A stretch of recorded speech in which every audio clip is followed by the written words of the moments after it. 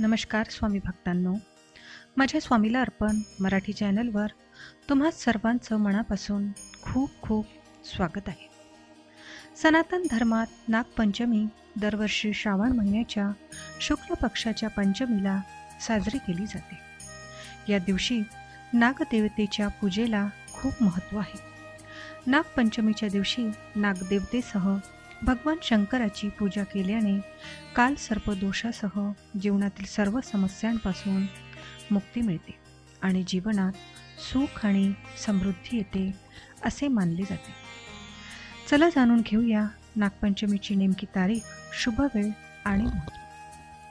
पंचांगानुसार यावर्षी श्रावण महिन्यातील शुक्ल पक्षातील पंचमी तिथी 9 ऑगस्ट 2024 रोजी सकाळी 8:15 सुरू होत आहे आणि दुसऱ्या दिवशी म्हणजेच 10 ऑगस्ट रोजी सकाळी 6:09 समाप्त होईल. त्यामुळे उदय तिथीनुसार नागपंचमी 9 ऑगस्टलाच साजरी केली जाणार आहे. या दिवशी पूजेची शुभ वेळ दुपारी 12:13 सुरू होईल आणि दुपारी 1 वाजता संपेल. या दिवशी प्रदोष काळात नागदेवतेच्या पूजेला खूप महत्त्व आहे. नागदेवतेची पूजा करण्यासाठी 9 ऑगस्ट रोजी संध्याकाळी 6:33 ते रात्री 8:20 सर्वोत्तम वेळ असेल. नागपंचमीची पूजाविधी जाणून घेऊया.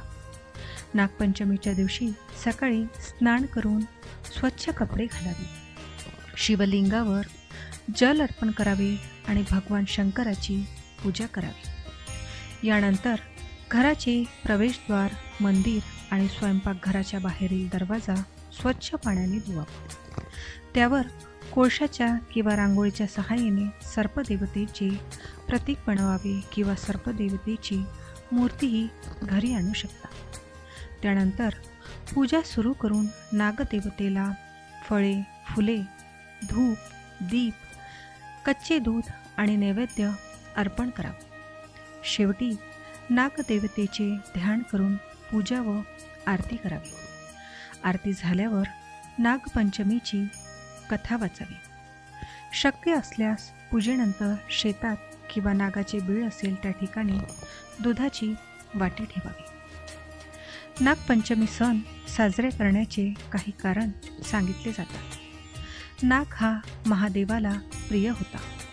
महादेव वासुकी सापाला आपल्या गळ्यात ठेवत होते. त्यामुळे महादेवाच्या श्रावण महिन्याच्या पंचमी तिथीला नागपंचमी साजरी केली जाते आणि नागाची पूजा केल्याने महादेवाचे आशीर्वाद मिळतात. नागपंचमीच्या दिवशी नागाची पूजा केल्याने काल सर्पदोष दूर होत असल्याचे सांगितले जाते. त्याचबरोबर या दिवशी नागदेवतेच्या मूर्तीला दूध, मिठाई आणि फुले अर्पण करावी. नागपंचमी मंत्राचा जप करावा. ज्यांच्या कुंडलीत राहू, केतू भारी आहेत त्यांनी या दिवशी व्रत ठेवावे. नागपंचमीच्या दिवशी माती नांगरू नये, त्यामुळे सापांना इजा होण्याचा धोका असतो. या दिवशी झाडे तोडू नका, यामध्ये लपलेल्या सापांना इजा होऊ शकते. शिवणकामाशी संबंधित कोणतेही काम करू नका, कारण ते अशुभ मानले जाते. नागपंचमीच्या दिवशी लोखंडी भांड्यामध्ये अन्न शिजवू नका किंवा लोखंडी भांड्यात अन्न खाऊ नका. तर मित्रांनो, हा व्हिडिओ तुम्हाला कसा वाटला मला कमेंट करून नक्की सांगा. व्हिडिओ आवडला असेल तर व्हिडिओला लाईक करा. जास्तीत जास्त लोकांना हा व्हिडिओ शेअर करा, म्हणजे त्यांनासुद्धा ही माहिती मिळेल. चला तर मग आजच्या व्हिडिओमध्ये एवढेच. मी तुम्हाला परत भेटते अशाच एका नवीन आणि माहितीपूर्ण व्हिडिओमध्ये.